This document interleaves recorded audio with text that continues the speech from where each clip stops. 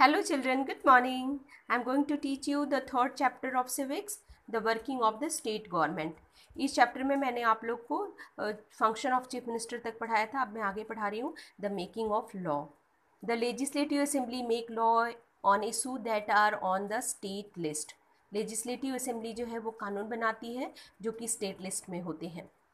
तो सबसे पहले हम देखेंगे कि कानून कैसे बनता है. अ मिनिस्टर और MLAs introduce a bill. Minister या फिर एमएलए जो होता है वो जो होता है बिल को इंट्रोड्यूस करता है. In the first reading, the MLA or the minister explain why bill has been initiated and what its objective are. सबसे पहले जो होता है MLA या जो मिनिस्टर होता है वो बिल को रीडिंग करता है, एक्सप्लेन करता है उसके बारे में कि क्यों इस बिल की ज़रूरत है. In the second reading, the bill is discussed clause by clause. If disagreement persists, the bill is referred to a committee where necessary change are made. Second reading में क्या होता है, बिल को क्लॉज बाय क्लॉज पढ़ा जाता है. अगर कोई लोग उस बिल से डिसएग्री होते हैं तो वो बिल एक कमेटी के पास जाता है जहां उसमें ज़रूरत जो चेंज होते हैं वो चेंज किए जाते हैं. फिर third reading. In the third reading the bill is put to a vote. A simple majority is needed to pass the bill. Third reading जो होती है उसके बाद बिल के ऊपर जो होता है वोटिंग होती है और सिंपल मेजॉरिटी से जो है बिल पास हो जाता है. The same procedure is followed in the second house for its approval of the bill. First upper house lower house दोनों हाउस में जब ये बिल पास हो जाता है, finally the bill is send to the governor for his or her और his signature. जब ये बिल दोनों हाउस में पास हो जाता है, अपर और लोअर हाउस, तो ये बिल जो होता है गवर्नर के पास आता है सिग्नेचर करने के लिए. फिर the bill becomes an act. ये बिल से फिर वो एक्ट हो जाता है. इस तरह से कोई भी कानून पास होता है. अब मैं आप लोगों को समझाऊंगी. आप लोगों ने कुछ महीने पहले सुना था CAB and CAA, citizen amendment bill.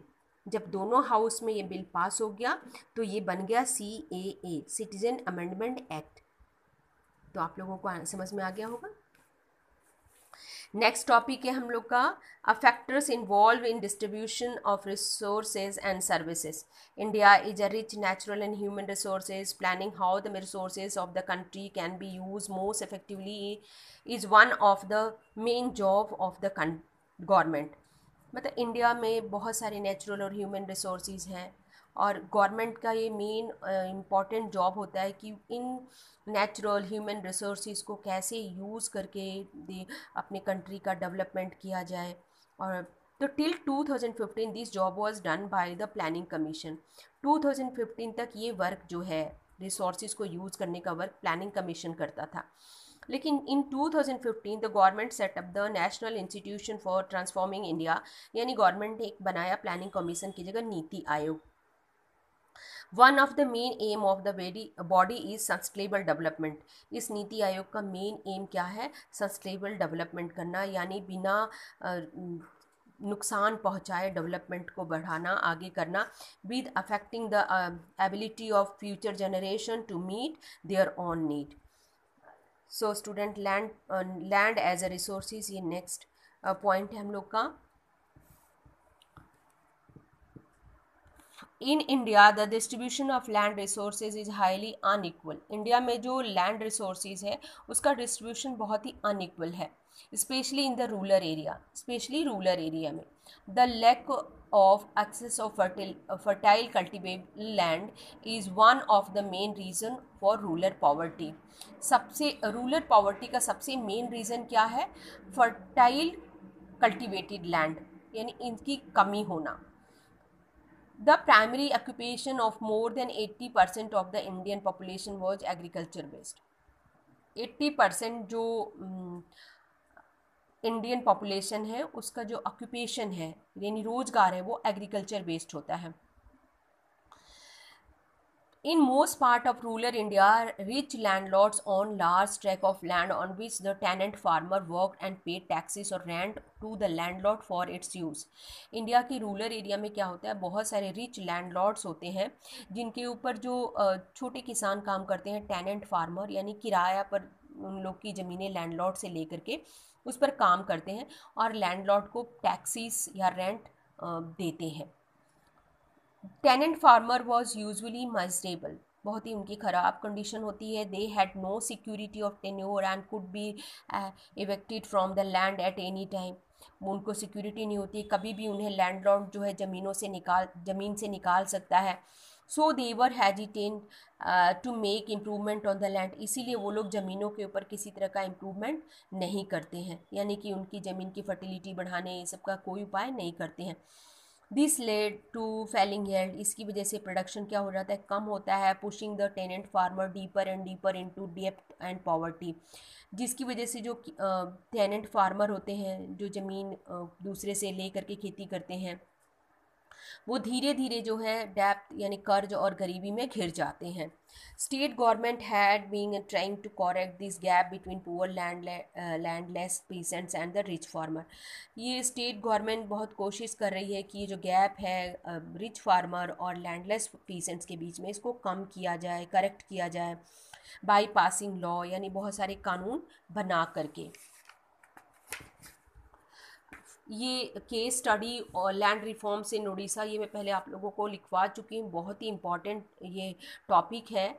The state of Orissa was one of the first to pass several path breaking law that aim to make the distribution of land more equitable and ensure that the landless peasant could now own land. State of Orissa जो है वो पहला state था जिसने कि इस तरह का लॉ पास किया. इसका मेन एम क्या था कि वो लोग जिनके पास ज़मीनें नहीं हैं उनके पास अपनी ज़मीनें हो सकें.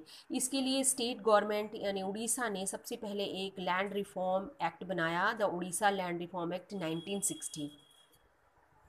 इस एक्ट का मेन एम क्या था, its aim to encourage proper and effective utilization of land, यानी ज़मीनों का बहुत ही प्रॉपर और इफेक्टिव यूटिलाइजेशन किया जाए ताकि अधिक से अधिक प्रोडक्शन हो सके.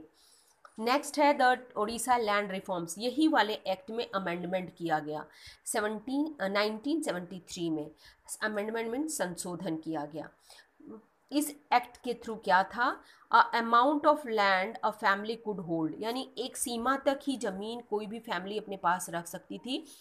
अगर उस सीमा से ज़्यादा उसके पास ज़मीन है तो गवर्नमेंट उसे ले लेती थी. As per the act a family of 5 could not own more, अगर एक परिवार में 5 से ज़्यादा लोग नहीं हैं तो उसके पास 10 एकड़ ही ज़मीन होनी चाहिए. If there were more member, अगर 5 से ज़्यादा मेंबर हैं, family was allowed to own a maximum of 18 एकड़ ऑफ लैंड. अगर 5 से ज़्यादा लोग हैं तो उस फैमिली को ये अलाउ था कि ठीक है आप 18 एकड़ ज़मीन अपने पास रखिए. The aim of the act was to make the distribution of land more equitable and ensure economic and social justice for the weaker section of society. इस एम का मेन एक्ट क्या था कि ज़मीनों का जो डिस्ट्रीब्यूशन है बहुत ही सही तरीके से होना चाहिए ताकि जो वीकर सेक्शन ऑफ सोसाइटी यानी कमज़ोर लोग जो हैं समाज के, उन लोगों के साथ जस्टिस हो सके इकोनॉमिकली और सोशल. अब नेक्स्ट जो है एक्ट था वो भी बहुत इंपॉर्टेंट है, schedule tribe and other traditional forest developers recognition of forest rights act 2006. इस एक्ट का मेन एम क्या था, protect the right of land owners belonging to the schedule tribe, यानी शेड्यूल ट्राइब के जो लोग हैं उनकी अधिकारों के, उनके ज़मीनों की रक्षा करना. तो ये स्टूडेंट आप लोग प्रॉपरली इसे पढ़ेंगे. नेक्स्ट जो टॉपिक है वो भी बहुत इंपॉर्टेंट है, द लैंड अहेड. इस टॉपिक्स पढ़ने के बाद पता चलेगा कि कई बार आप लोगों ने सुना होगा कि किसानों ने अपनी ज़मीनें वापस मांग रहे हैं. तो क्यों मांग रहे हैं किसान अपनी ज़मीनें, और ये दूसरी तरफ जो होती है इंडस्ट्रियलिस्ट जो होती हैं वो भी किस ज़मीन की डिमांड करते हैं क्योंकि उन्हें फैक्ट्रियाँ बनानी होती है, अपने कंपनी बनाने होते हैं. तो यही टॉपिक है इस पैराग्राफ में. Large section of population, especially in the rural area, continues to be deprived of their right. बहुत बड़ा एक पॉपुलेशन है इंडिया का जो रूरल एरिया में रहता है और वो अपने अधिकारों को लेकर, अपने राइट्स को लेकर के बहुत ही मतलब वंचित है. तो state government will have to plan its policies and action carefully keeping in mind the demand of the different group. जो स्टेट गवर्नमेंट होती है जब भी वो पॉलिसी बनाती है या फिर कोई भी एक्शन लेती है तो वो अपने माइंड में ये बात रखती है कि हाँ डिफरेंट ग्रुप की अलग अलग डिमांड है, तो उसे किस तरह के प्लान बनाना है कि वो सभी को सेटिस्फाई कर सके, सभी ग्रुप को. Like the industrialist who want the land to set up factory. Industrialist की डिमांड क्या होती है, उन्हें अपनी फैक्ट्री बनानी है, माइनिंग है, कंपनीज है, ये सब खोलना है. तो बीच want to acquire the land to set up mines, उन्हें अपनी ज़मीनों को अधिग्रहण करना होगा, तभी ना वो ये सब करेंगे। The farmer who want the land to grow cash crop on the large plantation, जो किसान है दूसरी तरफ उसी ज़मीन पर वो कैश क्रॉप का प्रोडक्शन कर रहा है, यानी बड़े पेड़ लगा रहा है, प्लांटेशन कर रहा है। And the marginal farmer who dependent on their land for survival, और जो मार्जिनल फार्मर है वो उसी ज़मीन पर सर्वाइव कर रहा है, यानी उसका जीवन उसी ज़मीन से ही चल रहा है। अगर उस ज़मीन को इंडस्ट्रीज ले लेंगे, अधिग्रहण कर लेंगे, तो वो किसान बेचारा कैसे अपना जीवन जिएगा। तो गवर्नमेंट को पॉलिसी बनानी होगी कि वो इनको भी सेटिस्फाइड कर सके, इंडस्ट्रियलिस्ट को भी, और किसानों को लाइफ के ऊपर भी कोई असर ना पड़े। The state government responsibility would be strike a balance between the demand and the different interest group. State government की रिस्पॉन्सिबिलिटी बनती है कि वो हर ग्रुप के लोगों की जो डिफरेंट डिमांड है उसके में एक बैलेंस बनाए, ताकि इंडस्ट्रियलिस्ट लोग भी अपनी फैक्ट्री, अपनी माइनिंग, अपनी कंपनी खोल सकें, क्योंकि which are all activities that are needed for the economic progress of our state. क्योंकि इंडस्ट्रियलिस्ट जो कि इंडस्ट्रियलिस्ट लोगों की जो ये काम है, इंडस्ट्रियलिस्ट लोगों का, माइनिंग, कमर्शियल, ये सब भी बहुत ज़रूरी है, क्योंकि ये इकोनॉमिकल प्रोग्रेस देता है स्टेट के लिए। एंड तो स्टेट गवर्नमेंट की रिस्पॉन्सिबिलिटी है कि वो दूसरी तरफ ये भी देखे कि does not affect the lives and livelihood of the people living on the region. जो लोग उस ज़मीनों पर रह रहे हैं, उस ज़मीनों पर डिपेंड कर रहे हैं, उन ज़मीनों पर रहने वाले लोगों का लाइफ भी असर ना करे। तो स्टूडेंट, आप लोगों को ये चैप्टर प्रॉपरली समझ में आ गया होगा, आई होप कि सारे कॉन्सेप्ट आप लोगों को स्टार्टिंग से, आप लोग उस वीडियो को भी निकालिएगा, उसको भी प्रॉपरली देखिएगा। Thank you student. सारे क्वेश्चन आप लोग प्रॉपरली लिखेंगे।